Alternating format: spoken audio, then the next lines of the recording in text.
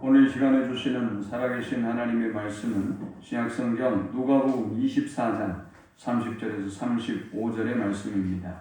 하나님 말씀 받을 때 다 함께 자리에 일어서서 한 목소리로 합독하겠습니다.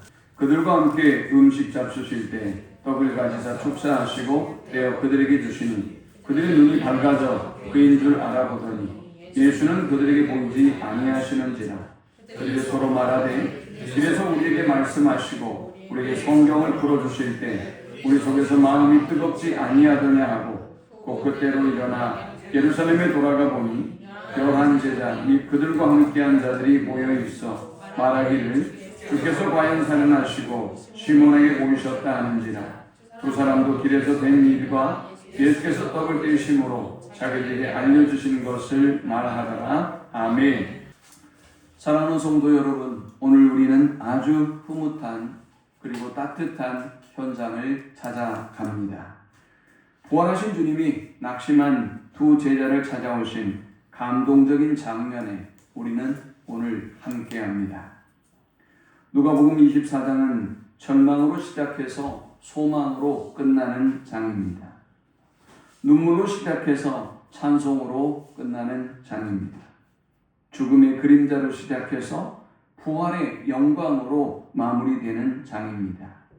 그리고 그 중심에 엠마오로 향하던 두 제자가 있습니다. 그들은 예루살렘의 큰 무대가 아니라 이름 없는 시골길, 그리고 사람들의 박수간체가 아니라 낙심한 두 사람의 한숨 소리가 있는 그 엠마오의 좁은 길로 향하고 있습니다. 그들은 승리의 환호가 아니라 무너진 마음의 탄식 위에 그렇게 절망하고 있습니다. 그런데 주님은 바로 그들을 찾아오셨습니다. 왜 주님은 그 길을 택하셨던 것일까요? 주님은 성공한 사람보다 상처 입은 영혼을 먼저 찾아가 주시기 때문입니다. 강한 사람보다 무너진 사람을 먼저 찾아가시고 일으켜 세우시는 주님이기 때문에 그렇습니다. 박수받는 사람보다, 환영받는 사람보다 울고 있는 사람들의 곁에 먼저 서시는 주님이기 때문에 그렇습니다. 오늘도 주님은 우리가 가고 있는 그 엠마오의 길에 함께 하시고 또 우리를 찾아오십니다. 오늘 두 제자들의 모든 기대와 꿈은 완전히 무너졌습니다. 두 제자는 그렇게 절망 속에, 슬픔 속에 엠마오로 향하고 있습니다.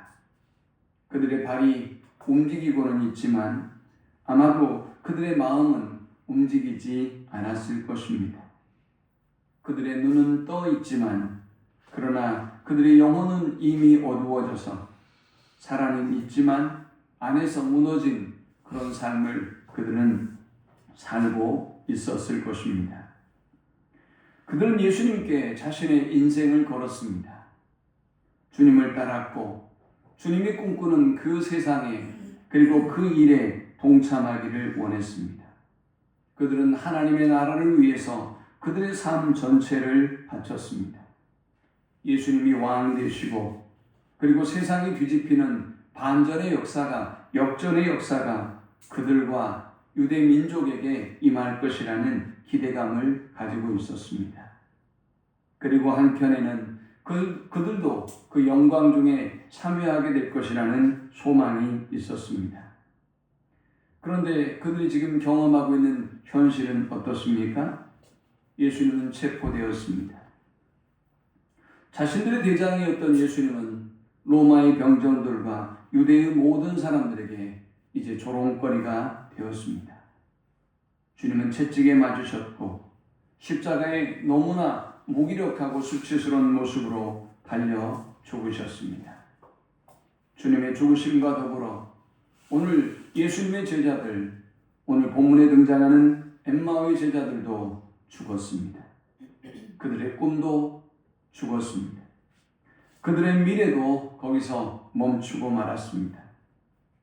사람이 가장 크게 절망할 때는 단순히 그냥 육체가 힘들고 상황이 힘든 것이 아니죠. 한꺼번에 모든 것이 무너집니다. 기대했던 모든 것이 무너집니다. 믿었던 사람이 우리를 떠나고 큰 실망과 그리고 탄식에 빠지게 만듭니다. 기도하고 소망했던 일들이 이루어지기는커녕 정반대의 결과를 초래합니다. 하나님이 침묵하시는 것처럼 느껴집니다. 하나님이 나를 위해서 일하시고 우리를 위해서 일하셔야 함에도 불구하고 하나님은 내 삶에 관심이 없고 우리의 삶에 무관심한 것처럼 느껴집니다. 두 제자는 바로 그 깊은 절망에 빠져 있고 그 깊은 절망 속에서 엠마오로 향하고 있습니다. 엠마오는 모든 희망이 무너진 포기의 길이었습니다. 예루살렘은 그들의 꿈의 무대였습니다. 그들은 부푼 가슴을 안고 예루살렘을 향했습니다. 주님은 놀라운 기적을 행하셨고 많은 사람들의 주목을 끌기에 충분했습니다. 예루살렘은 사명의 자리였습니다. 모두가 떠들썩했고 제자들을 주목했습니다. 그들은 주목받는 사람들이었습니다. 그들은 역사의 이제 중심에 서게 되었습니다. 그런데 하나님의 역사가 시작된 바로 그 자리에 그들은 이제 큰 상실과 절망을 맛보게 되었습니다. 그래서 두 제자는 예루살렘을 떠날 수밖에 없었습니다. 그들이 떠났던 이유가 무엇일까요? 더 이상 아무것도 기대할 것이 없기 때문이었습니다. 기다릴 필요와 이유가 없다고 느꼈기 때문이었습니다. 현실로 돌아가야만 우리가 살 수 있다고 생각했기 때문에 이제 그들은 더 이상 미련을 버리고 예수님에 대한 미련을 버리고 하나님 나라에 대한 미련을 버리고 현실로 돌아가고 있는 것입니다. 오늘 본문에 등장하는 엠마오, 이 지명은 단순한 지명이 아닙니다. 이것은 절망의 상징이고 포기의 상징이고 또 꿈을 접어버린 그 절망의 상징입니다. 기대를 내려놓은 자리입니다. 다시 믿음을 버리고 과거로 돌아가는 자리가 바로 엠마오였습니다. 그리고 그들은 이렇게 얘기하게 될지 모릅니다. 예전엔 저도 믿었어요. 예전엔 저도 뜨거웠습니다. 예전엔 저도 은혜 많이 받았습니다. 예전에는 저도 성경을 많이 읽고 얼마나 많은 봉사를 했는지 모릅니다. 라고 그들은 말하게 될 것입니다. 오늘 우리가 그렇지 않습니까? 오늘 지금 현재 여러분이 그렇게 살아가고 있지는 않습니까? 우리는 지금 예배당에 와 있지만 엠마오로 내려가는 사람들처럼 제자들처럼 그렇게 주님을 외면하고 사명의 자리를 외면하고 그렇게 여러분이 차가운 가슴으로 사명을 잃어버린 그 자리로 향하고 있지는 않습니까? 찬양은 하지만 은혜가 없고 가슴은 식어져 있고 기도는 하지만 기도 응답에 대한 기도와 소망도 잃어버린 예배는 드리고 있지만 하나님을 찬양하고 경배할 마음도 없는 이미 포기한 상태로 오늘 저와 여러분이 그렇게 엠마오의 제자들처럼 서 있지는 않는지요? 아니 또 그렇게 엠마오의 절망으로 향하고 나아가고 있지는 않는지요? 그런데 참 놀라운 사실은 주님은 그 절망의 길을 놓치지 않으셨다는 것입니다. 주님은 그렇게 낙심하고 있는 제자들을 결코 포기하지 않으시고 놓치지 않으셨습니다. 본문은 놀라운 말씀을 기록합니다. 예수께서 가까이 이르러 그들과 동행하시나. 사랑하는 여러분, 어제까지 여러분이 헤맸던 그 엠마오의 길에서 주님은 여러분과 동행하고 계셨습니다. 어제까지 헤매이던 그 불신앙과 방황의 길에도 주님이 여러분과 함께 하셨습니다. 주님을 멀리하고 외면하고 세상의 쾌락과 정욕을 위하여 살아가고 있는 여러분의 곁에서 주님은 여러분과 함께 동행하고 계셨습니다. 그들이 주님께 가까이 간 것이 아닙니다. 여러분이 주님께 가까이 간 것이 아닙니다. 주님이 가까이 가신 것입니다. 주님이 그 낙심의 자리로, 주님이 그 불신앙의 자리로, 주님이 그 외면의 자리로 찾아오시고 우리와 동행하셨습니다. 제자들이 주님을 붙든 것이 아닙니다. 주님이 그들을 붙들었습니다. 그들의 상태는 어떤 상태였습니까? 믿음이 충만한 상태였습니까? 아닙니다. 그들은 낙심과 의심과 절망으로 가득 차 있었습니다. 그들은 불신앙으로 가득 차 있었습니다. 그런데도 주님은 찾아오셨습니다. 이것이 복음입니다. 제가 대학에서 구원론에 대한 강의를 우리 교수님들을 모시고 13명의 교수님들을 모시고 강의를 했습니다. 이번 주 목요일이었어요. 제자훈련의 3강이었습니다. 제가 이 강의를 신앙적으로 영적으로 하는 것이 아니에요. 아주 학문적으로 이 교수들과 토론하면서 이 강의를 진행하고 있습니다. 어떻게 이들에게 기독교의 독특성을 설명할 수 있을까? 아주 객관적인 데이터가 필요했어요. 그래서 제가 챗GPT에게 물었습니다. 주요한 종교의 구원론을 정리해 줄래? 라고 물었더니 주요한 종교의 구원론을 깨끗하게 정리해 주었습니다. 여러분, 그런데 사람들은, 잘 모르는 사람들은 모든 종교가 같다고 생각해요. 아니, 교인들 스스로도 모든 종교가 같다고 생각하는 사람들이 많아요. 좋은 일을 하자는 것이죠 라고 생각하는 사람들이 많이 있죠. 과연 그럴까요? 무지해도 그렇게 무지해서는 안 돼요. 다른 모든 종교는 인간 스스로 자신의 모든 고통과 아픔을 해탈하고 벗어나야 돼요. 자신의 노력으로 신과 합의를 하거나 아니면 고통에서 벗어나거나 아니면 해탈의 경지에 도달해야만 합니다. 모두가 그래요. 불교가 그러고 이슬람교는 모든 율법을 다 지켜야 합니다. 여러분이 순종하셔야 구원을 얻어요. 여러분이 그렇게 구원 얻을 수 있겠어요? 여러분이 모든 생사를 초탈해서 여러분이 모든 고통을 초탈해서 구원에 도달할 수 있겠습니까? 여러분들 신과 함께 합일해서 해탈의 경지에 도달할 수 있을까요? 그렇게 해서는 우리가 구원을 얻을 수가 없어요. 그런데 참으로 놀랍게도 기독교는 독특한 방식으로 인간을 구원합니다. 주님의 은혜로 구원합니다. 여러분의 상태에 달려있는 것이 아니에요. 여러분의 행위에 달려있는 것도 아닙니다. 주님은 일방적인 방식으로 여러분을 선택하시고 여러분에게 구원의 은혜를 베풀어 주셨어요. 우리는 그 은혜를 받아들이기만 하면 되는 것입니다. 믿기만 하면 우리는 하나님의 자녀가 되고 천국의 생명을 얻을 수 있는 것입니다. 바로 이것이 복음입니다. 주님은 그렇게 믿음을 저버리고 사명의 자리를 저버리고 제자라는 직분을 저버리고 세상에서 방황하고 있는 제자들을 기꺼이 찾아오셨습니다. 그리고 그 길을 주님은 함께 걸어가고 있습니다. 눈이 멀어서 보이지 않지만 영적인 귀가 어두워서 들리지 않지만 주님은 여전히 죄악 가운데 헤매이고 있는 여러분과 어제도 그제도 오늘도 함께하고 계실지 모릅니다. 우리가 강할 때만 주님이 함께 하시는 것이 아닙니다. 우리가 무너질 때도 주님은 함께 하십니다. 우리가 찬양할 때만 주님이 가까이 계신 것이 아닙니다. 우리가 통곡하며 울 때에도 주님은 가까이 계십니다. 우리가 기도할 때만 동행하시는 것이 아닙니다. 침묵 속에 신음하고 있을 때에도 주님은 우리의 곁을 떠나지 않습니다.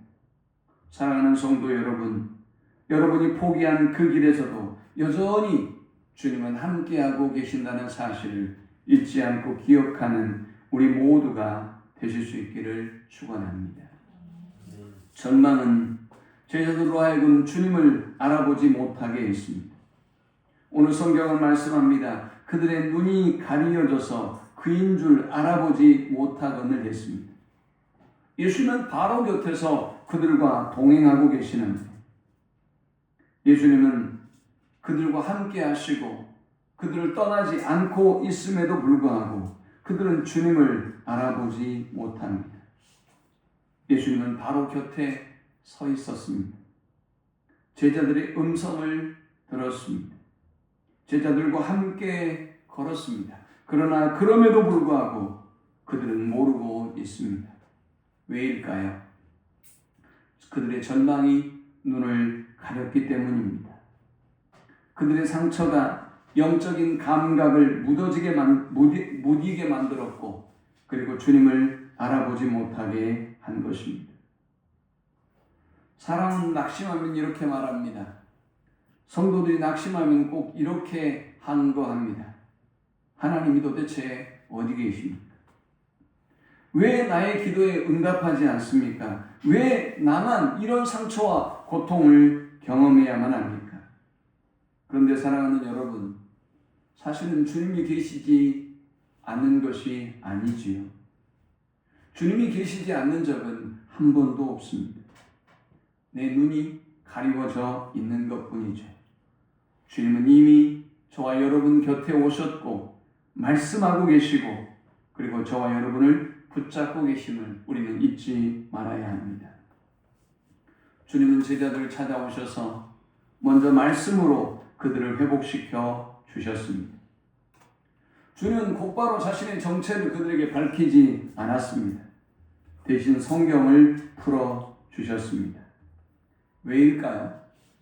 환상적인 모습으로 자신의 모습을, 부활의 주님을 나타내 보여주시고 기적을 행하시면 좋을 텐데, 주님은 왜 자신에 대한 그 기록들을 찾아 들려주시고 그들에게 말씀을 전하여 주셨던 것일까요? 사람의 감정은 오래갈 수 없기 때문입니다. 오직 말씀만이 영원하기 때문에 그들이 붙잡아야 될 것이 감정이 아니라, 경험이 아니라 하나님의 말씀이라는 것을 주님은 제자들에게 가르쳐 주셨던 것입니다. 두 제자들은 십자가를 실패로 해석했습니다. 그러나 놀랍게도 주님은 승리라고 말씀하셨습니다. 두 제자는 무덤이 끝이라고 생각했습니다. 그러나 놀랍게도 주님은 이 무덤이 시작이다 라고 가르치셨습니다. 어쩌면 우리 인생도 그렇지 않을까요? 내가 망했다고 생각하는 그 순간이 하나님은 시작일 수 있어요. 내가 모든 걸 잃어버렸다고 생각하는 그 순간이 오히려 더 큰 것을 이루기 위한 준비일 수 있습니다. 내가 실패라고 부른 그 사건이 하나님께서는 오히려 더 큰 은혜를 주시기 위해서 우리를 훈련하고 준비하고 있는 사건이 될 수 있습니다. 저와 여러분에게 말씀이 들어오면 모든 문제를 바라보는 시각이 달라집니다. 사건의 의미가 달라지기 시작합니다. 그래서 이 말씀이 중요한 것입니다. 말씀이 들어오면 눈물의 방향이 달라집니다. 무엇 때문에 우는가가 달라지는 것입니다. 말씀이 저와 여러분에게 들어오면 십자가를 바라보는 시각이 달라집니다. 주님은 이제 제자들과 함께 떡을 떼셨습니다. 그들과 함께 음식 잡수실 때 떡을 가지자 축사하시고 떼어 그들에게 주시니 그들의 눈이 밝아져 그인 줄 알아보더니 예수는 그들에게 보이지 아니하시는지라 했습니다. 주님이 제자들과 함께 떡을 떼고 그들에게 주시는 그 순간 그들의 눈이 열렸습니다. 왜 그랬을까요? 아마 그들은 아직도 여전히 불신앙 가운데 사로잡혀 있지만 이전에 주님이 십자가에 달리기 전에 그 유월절 만찬의 시간이 떠올랐을 것입니다. 주님이 그들을 위해서 떡을 가지고 축사하시고 떼어주실 그때 그들은 주님의 못 박힌 손을 보았을 것입니다. 주님의 고통스러운 자신을 위하여 찢겨진 그 흔적을 그들은 이 만찬에서 목격했을 것입니다. 그들은 이제야 깨달았습니다. 십자가가 끝이 아니었구나. 십자가는 실패가 아니었구나. 죽음이 패배가 아니었구나. 주님은 다시 살아나셨고 여전히 살아 계시는구나 라는 것을 깨닫습니다. 사랑하는 여러분, 오늘 우리도 예배 가운데 이런 순간이 찾아올 때가 있어요. 말씀을 듣다가 눈물이 납니다. 찬양을 드리다 가슴이 무너집니다. 기도하다 주님이 저와 여러분의 아주 가까이 계심을 느낄 때가 있습니다. 그때 우리는 알게 되죠. 주님이 살아계시는구나. 주님이 나와 함께 하시는구나. 주님이 오늘 이 자리에 함께 하시는구나 라는 것을 깨닫게 됩니다. 말씀을 증거하시고 그들의 영의 눈을 열어주셨던 주님이 이제 그들의 식어진 마음을 다시 열정으로 뜨겁게 하셨습니다. 두 제자들은 서로 말합니다. 우리 속에서 마음이 뜨겁지 아니하더냐. 얼마 전까지만 해도 죽은 사람들처럼 절망 속에 탄식 속에 걸어가던 그들이었습니다. 그런데 지금은 그들의 가슴이 뜨겁습니다. 부활의 주님이 그들을 찾아오셨고 그들을 만나주셨고 그들에게 말씀하셨기 때문에 그들의 마음이 다시 뜨거워진 것입니다. 사랑하는 여러분, 부활은 단순한 교리가 아닙니다. 이것은 이론이 아니에요.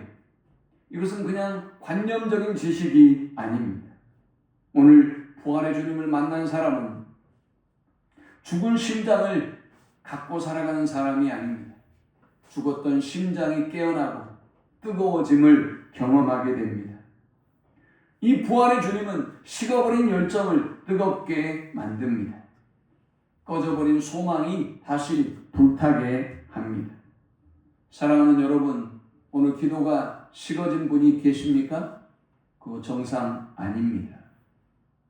정상이라고 생각하고 사시면 안 돼요. 예배가 여러분에게 식어졌습니까? 예배의 열정과 사모하는 마음이 식어졌나요? 그거 비정상적인 일이에요. 하나님이 기뻐하는 예배자의 모습이 아닙니다. 사명이 식어졌습니까? 열정이 식어졌습니까?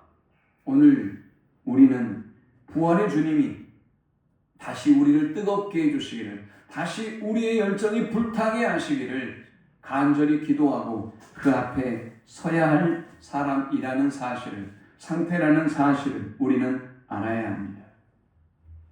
주님의 회복은 그들을 다시 사명의 자리에 서게 만듭니다. 제자들의 눈이 밝아지고 그들은 곧바로 예루살렘으로 돌아갑니다. 33절에 곧 그때로 일어나 예루살렘으로 돌아가 보니 11 제자 및 그들과 함께한 자들이 모여 있어 했습니다. 여러분, 이 시간은 아주 늦은 시간이에요. 밤이 늦은 시간입니다. 그런데 부활의 주님을 만나고 부활의 주님을 체험하고 그들은 길이 어두움에도 불구하고 위험한 시간에도 불구하고 조금도 주저하지 않습니다. 즉시 예루살렘으로, 즉시 사명의 자리로 돌아갔습니다. 왜일까요? 은혜 받은 사람은 가만히 있을 수 없기 때문입니다. 살아계신 주님과 동행하는 사람은 결코 가만히 있을 수 없기 때문에 그렇습니다. 낙심은, 절망은 사람을 숨게 만듭니다. 그러나 은혜는 사람을 움직이게 합니다. 춤추게 합니다. 절망은 사람을 떠나게 만듭니다. 그러나 회복은 사람을 돌아오게 하는 것입니다. 주님은 오늘 우리를 부르고 있습니다. 다시 우리가 기도의 자리로 돌아오기를 주님은 초대하고 있습니다. 주님은 다시 우리를 예배의 자리로 돌아오라고 초대합니다. 주님은 다시 우리가 사명의 자리로, 그리고 첫사랑의 자리로 돌아와야 한다고 부르고 있습니다. 제가 이번 주 목요일에 아마 큰 일정이 갑작스럽게 생기지 않는 한 제 고향 완도를 아주 오랜만에 가게 됩니다.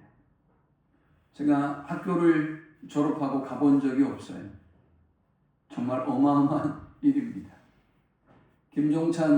가수 김종찬 목사님이 곳에 힐링 콘서트를 하기 위해서 준비하고 있는데 제 고향이 완도라는 얘기를 듣고 같이 가자고 하셔서 표도 끊으시고 갈 수밖에 없는 상황을 만들었어요.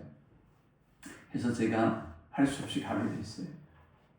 그런데요, 이번 주 토요일, 그러니까 돌아오는 토요일이죠. 돌아오는 토요일에 제 중학교 동기들이 동창회를 한대요. 저는 모르는 애들이 너무 많아요. 거기에 참여할 수도 없지만 말이죠. 근데 그 동창회 모임에서 계속 글을 올려서 제가 그 집회 사진을 올리고 초대했습니다. 그리고 그 동창들에게 인사했어요. 뭐 반가워서 전화하는 친구도 있고 연락하는 친구도 있더라고요. 그 중에 한 친구가 제게 장문의 문자를 보냈습니다. 내가 20대 하나님을 만나고 하나님 안에서 너무 은혜스러운 삶을 살았는데 내가 하나님을 외면하고 떠났다.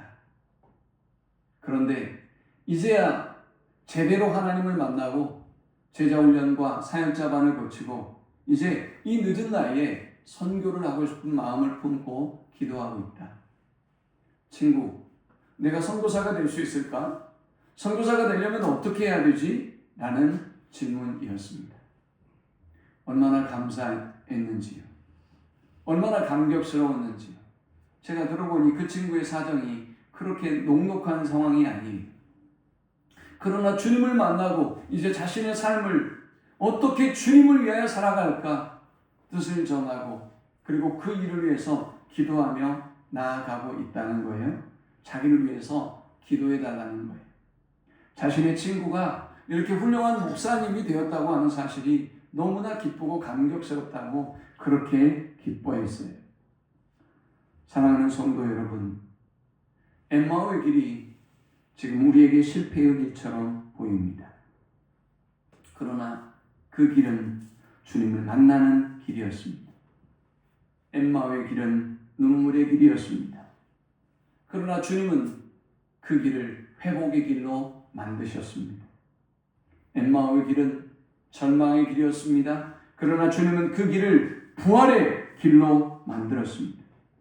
오늘 여러분은 어떤 엠마오의 길을 걷고 있습니까? 병상의 길입니까? 외로움의 길입니까? 경제적인 어려움의 길입니까? 영적인 침체의 길입니까? 기억하십시오. 주님은 지금 그 길 위에 여러분과 함께 서 계십니다. 여러분과 함께 걷고 있습니다. 여러분의 이야기를 듣고 계십니다. 여러분의 마음을 다시 살려내고 계십니다. 그러므로 포기하지 마십시오. 그러므로 낙심하지 마십시오. 다시 주님을 여러분의 마음의 중심에 모셔드리고 다시 주님의 부르심에 귀를 기울이고 일어서십시오. 엠마오의 길은 끝이 아닙니다. 부활의 주님을 만나는 시작입니다.